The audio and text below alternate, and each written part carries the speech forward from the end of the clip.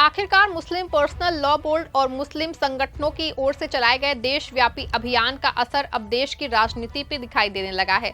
एक ओर जहां मुस्लिम personal law board का नया ऐलान सामने आने से मोदी सरकार सहम गई है, दूसरी ओर 33 सांसदों के इस्तीफे को लेकर के हड़कंप मच गया है। ऐसे में न सिर्फ मोदी सरकार की 3 मजबूत बैसाखियां टूटने वाली हैं, बल्कि मोदी सरकार पे भी अल्पमत का खतरा मंडरा सकता है। पर्सनल लॉ बोर्ड ने कौन सा ऐसा ऐलान किया है कि अचानक गहरी नींद से सो रही नीतीश नायडू की पार्टी जाग गई है, और इसके साथ ही कैसे मोदी के अनंत भक्त चिराग में भी बेचैनी देखी जा सकती है, सब कुछ आपको बताएंगे। साथ में ये भी बताएंगे कि वक्फ बोर्ड बिल को लेकर केंद्र सरकार की नई स्ट्रेटजी आखिर है क्या। नमस्कार, आप देख रहे हैं 4 PM और मैं हूं आपके साथ सिमरन। दोस्तों, वक्फ बिल को लेकर देश भर में हंगामा मचा हुआ है। अभी पिछले दिनों वक्फ बिल के कानून संशोधन के खिलाफ मुस्लिम पर्सनल लॉ बोर्ड ने जंतर मंतर पे धरना प्रदर्शन किया था। इस धरने में न सिर्फ देश के मुस्लिम धर्मगुरु पहुंचे थे, बल्कि सभी धर्मनिरपेक्ष पार्टियों के सांसदों ने धरना स्थल पहुंच के वक्फ बिल के कानून के खिलाफ खड़े होने की बात कही थी। लेकिन दो पार्टी टीडीपी और जदयू का इस पे कोई आधिकारिक बयान नहीं आया था। वो धरने और मुस्लिम पर्सनल बोर्ड की राय पर एक साथ हैं या नहीं। हालांकि पर्सनल लॉ बोर्ड दोनों पार्टियों को कड़ी हिदायत भी दी गई थी, लेकिन इसके बाद भी कोई रिएक्शन ना आने पे मुस्लिम पर्सनल लॉ बोर्ड ने नया ऐलान किया है। ये ऐलान एक बार फिर से बीजेपी के निशाने पे जदयू के नीतीश कुमार और तेलुगु देशम के चंद्रबाबू नायडू तो है ही, लेकिन पर्सनल लॉ बोर्ड ने मोदी के अनंत भक्त कहे जाने वाले लोक जनशक्ति पार्टी के नेता चिराग पासवान को निशाने पे लिया है। आपको बता दें कि ये पर्सनल लॉ बोर्ड का नई रणनीति का हिस्सा है, क्योंकि बीजेपी की इस बात को लेकर काफी खुश है कि अगर नीतीश नायडू भी साथ छोड़ देते हैं तो भी किसी ना किसी तरह उनकी सरकार बच जाएगी। लेकिन पर्सनल लॉ बोर्ड ने अब नीतीश नायडू के साथ चिराग पे निशाना साधना शुरू कर दिया है, क्योंकि लोकसभा में नीतीश के पास 12, तेलुगु देशम के 16 और लोक जनशक्ति पार्टी रामविलास के 5 सीटें हैं। अगर ये तीनों सीटों के सांसद एक साथ हो जाए तो मोदी सरकार पूरी तरह से अल्पमत में आ जाएगी। ऐसे में पर्सनल बोर्ड का निशाना तीनों दलों पर है। यही वजह है कि पर्सनल लॉ बोर्ड ने नया ऐलान बिहार को लेकर किया है। बिहार में पर्सनल लॉ बोर्ड पे धरना देने जा रहे हैं। सुनिए पर्सनल लॉ बोर्ड का बयान। बिस्मिल्लाहिर्रहमानिर्रहीम। मोहतरम हजरात, जैसा कि आप हजरात बखूबी वाकिफ़ हैं कि मरकज़ी हुकूमत इस वक्त औक़ाफ़ की जायदादों को हड़पने की साजिश कर रही है और उसके लिए मुख्तलिफ़ तरीक़े भी इस्तेमाल कर रही है।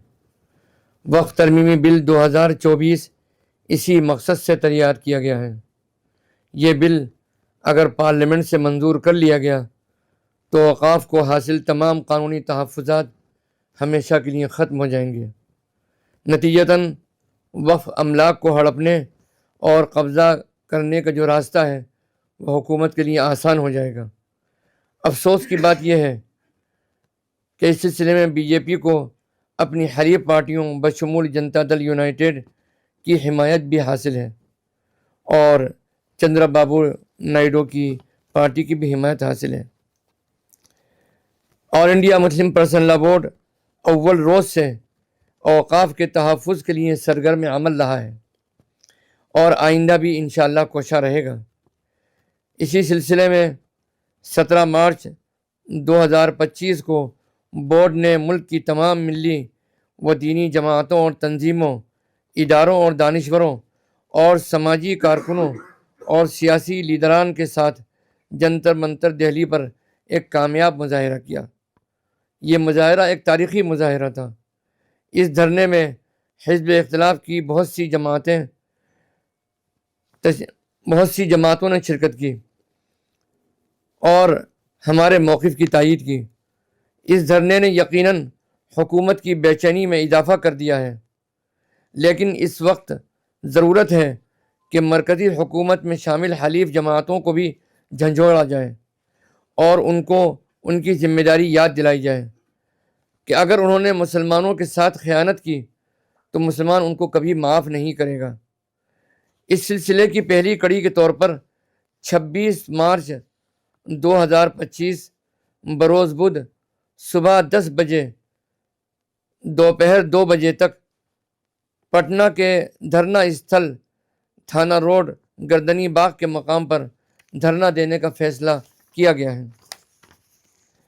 इस धरने में बोर्ड की मरकज़ी क़यादत, मुमताज़ दीनी व इल्मी और मिली जमातों के मरकज़ी कायदीन और बिहार की तमाम तंजीमों, जमातों, इदारों और खानकाहों के रियासती रहनुमा नीज़ हिज़्ब इख्तिलाफ के मेंबरान इसमें शरीक होंगे और शामिल रहेंगे।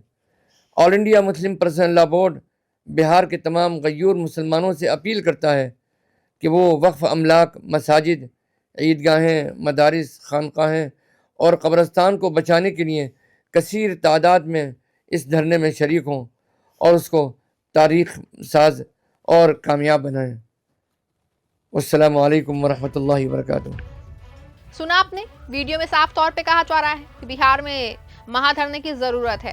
आपको बता दें कि बिहार में नीतीश बाबू और लोक जनशक्ति पार्टी चुनाव में मुस्लिमों का वोट लेती है, लेकिन पर्सनल लॉ बोर्ड का कहना है कि जब मुस्लिमों के हकों की रक्षा करने की बात होती है तो वो बीजेपी के साथ मिलकर खड़ी हो जाती है।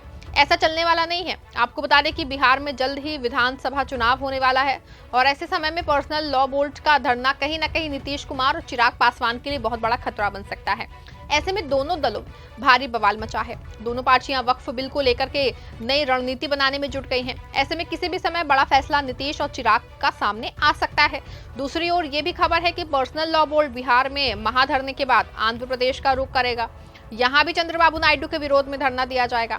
ऐसे में साफ है कि पर्सनल लॉ बोर्ड का निशाना मोदी सरकार की 33 सीटों पे है, जो बिहार और आंध्र प्रदेश से आती हैं। अब इन सीटों को लेके सियासत गर्मा गई है। आरोप है कि देश में मुस्लिमों की जमीन को हड़पने के लिए केंद्र सरकार नया वक्फ बोर्ड बिल ला रही है और पुराने वक्फ बिल में 63 नए संशोधनों के साथ पास किया जाएगा। हालांकि इस पूरे मामले पे जेपीसी हो चुकी है, लेकिन विपक्ष का आरोप है कि जेपीसी में विपक्षी सांसदों और मुस्लिम से जुड़े बड़े संगठनों की राय शुमारी नहीं कराई गई और इस बिल को फाइनल कर दिया गया है। आपको बता दें कि वक्फ के बाद देश में रेलवे और सेना के बाद सबसे ज्यादा संपत्ति है।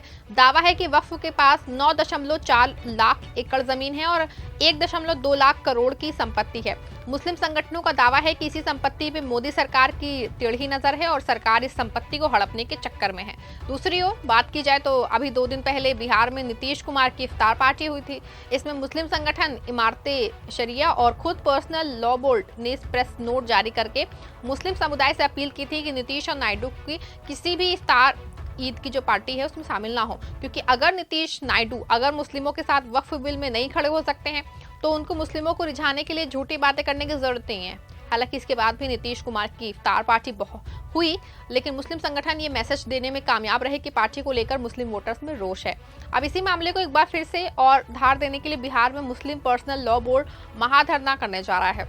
इसका प्रेस नोट भी जो है वो जारी हो गया है और 26 को पटना में ये धरना और कॉन्फ्रेंस भी हो गया। आपको बता दूं कि पर्सनल लॉ बोर्ड का धरना करने का मकसद साफ है कि वो ना सिर्फ नीतीश कुमार बल्कि चिराग पासवान को भी निशाने पे लेना चाहते हैं और ये साबित करना चाहते हैं कि वक्फ बिल के विरोध में ये दोनों बिहारी दल नहीं उतरते हैं तो चुनाव में बहुत बड़ा नुकसान होना तय है। इसके लिए 26 मार्च को मुस्लिमों को एकजुट करने की जरूरत की कोशिश की जाएगी। आपको बता दें कि अगर पर्सनल लॉ बोर्ड की रणनीति सक्सेस हो जाती है तो इससे ना सिर्फ बिहार में जदयू लोक जनशक्ति पार्टी को अपने सांचे में उतार लेगी, बल्कि चंद्रबाबू नायडू की पार्टी पर भी शिकंजा कस सकती है। ऐसे में तीनों पार्टियों के 33 सांसद मोदी सरकार को बैकफुट पे ला सकते हैं। आपको क्या लगता है कि क्या मुस्लिम पर्सनल लॉ बोर्ड अपने मकसद में कामयाब हो पाएगी या फिर नहीं? क्या नीतीश नायडू चिराग एक साथ आके मुस्लिमों के वक्फ बिल का विरोध करेंगे? क्या मुस्लिम पर्सनल लॉ बोर्ड की रणनीति कुछ काम करेगी या फिर नहीं करेगी? अपनी राय कमेंट में बताइएगा। इस खबर को लाइक और शेयर जरूर करिएगा।